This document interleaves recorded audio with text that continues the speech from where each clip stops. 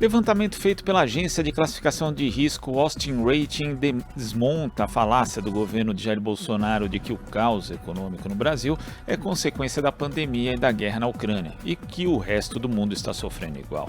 A reportagem de Rodrigo Gomes.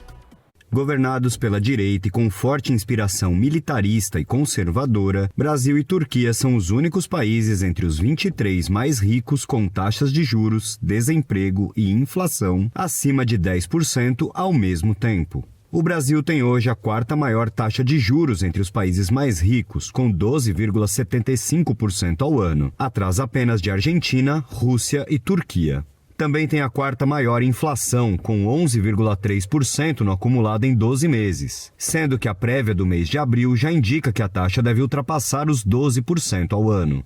O país tem ainda a terceira maior taxa de desemprego, com 11,1%, atrás apenas de África do Sul e Espanha. A situação revelada pela agência de classificação de risco Austin Rating mostra que, sob a gestão Bolsonaro e de seu ministro da Economia, Paulo Guedes, o Brasil está em situação bem pior do que ambos tentam fazer crer.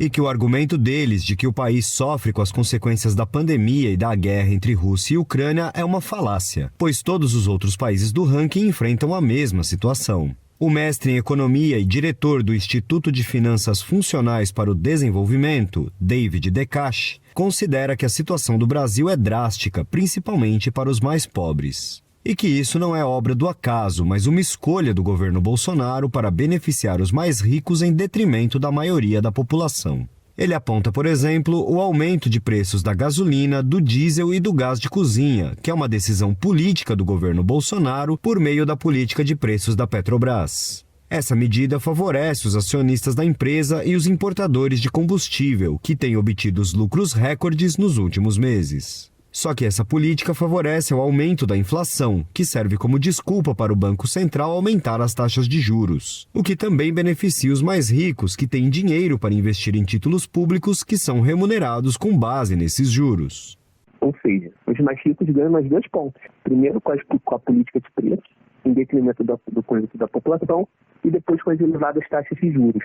E essas taxas de juros mais altas, em um momento que a economia patina, prejudica ainda mais a geração de empregos, pois encarece o custo do crédito e estimula investimentos produtivos na economia real, já que é mais atrativo para o investidor aplicar em títulos públicos do que gerar empregos na economia.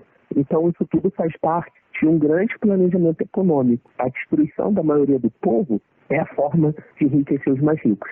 Além disso, Decache aponta que o governo Bolsonaro poderia estar obtendo ganhos com a atual situação de busca internacional por alimentos e petróleo. Isso porque o país possui uma característica que quase nenhum outro tem: ampla produção de alimentos e grandes reservas de petróleo.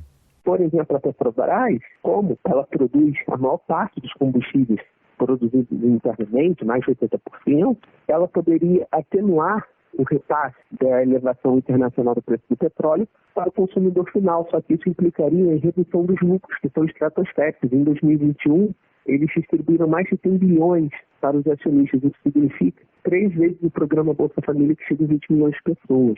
Então, há elementos para mitigar esses impactos. Como um grande produtor de alimentos, por exemplo, nós poderíamos formatar estoques reguladores de alimentos, que foram desmontados a partir do governo Temer, para mitigar a pressão na cesta básica, o que impacta direto na vida da população. Então, o governo, ao invés de mitigar a crise, ele aprofundou brutalmente para favorecer os super ricos. O professor do Departamento de Economia da Universidade de Brasília, José Luiz Oreiro, também avalia que a principal responsabilidade pela situação econômica do Brasil é da péssima gestão do governo Bolsonaro. Ele destaca que governos do mundo todo estão agindo com amplos pacotes de investimento público, enquanto o governo Bolsonaro se nega a fazer o mesmo. Enquanto isso, aumenta a taxa de juros a níveis que travam a economia, levando o país a ter hoje a menor projeção de crescimento de toda a América Latina. É uma política macroeconômica adotada desde o início desse governo, que em parte foi uma continuidade do governo Temer, mas foi uma continuidade piorada e que não consegue gerar crescimento. Era para o Brasil estar crescendo no mínimo 2,5%, 3% em 2022. A gente vai crescer menos de 1%. provavelmente 0,5, 0,6. Com isso, o desemprego não tem como baixar. E também, com a economia crescendo pouco, os empresários vão investir pouco. Com baixo investimento, não tem como a produtividade aumentar. Se a produtividade não aumenta, não tem como você reduzir a inflação pelo lado da oferta. Então, é uma total inoperância da política macroeconômica do governo Bolsonaro que está levando a esse resultado catastrófico. Para Oreiro, o Brasil sob o governo Bolsonaro é como um carro preso na enchente, mas que em vez de agir para sair do alagamento, o motorista pisa no freio. Então você tem uma espécie de situação em que o carro está enfrentando uma situação de alagamento, que seria o aumento da inflação, e você precisa sair da posição que você se encontra, porque senão o carro vai ficar todo submergido. Mas ao invés de você acelerar e soltar os freios para o carro sair do alagamento, não. Você, na verdade, você puxa o freio de mão e pisa no freio. Aí a economia não se move do lugar, então você fica com o pior dos dois mundos. Você fica com a inflação subindo, que é o alagamento, e com o carro parado, que é a falta de crescimento que gera desemprego elevado. A situação brasileira é tão crítica que as projeções econômicas têm piorado mês a mês. A Austin Rating indica que o país deve encerrar o ano com desemprego, juros e inflação ainda acima dos 10%. O mercado financeiro já estima que o crescimento do PIB brasileiro deve ser de apenas 0,7%, bem abaixo da média mundial e dos países emergentes. Rodrigo Gomes, Rádio Brasil Atual e TVT.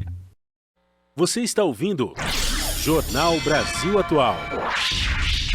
As notícias que os outros não dão.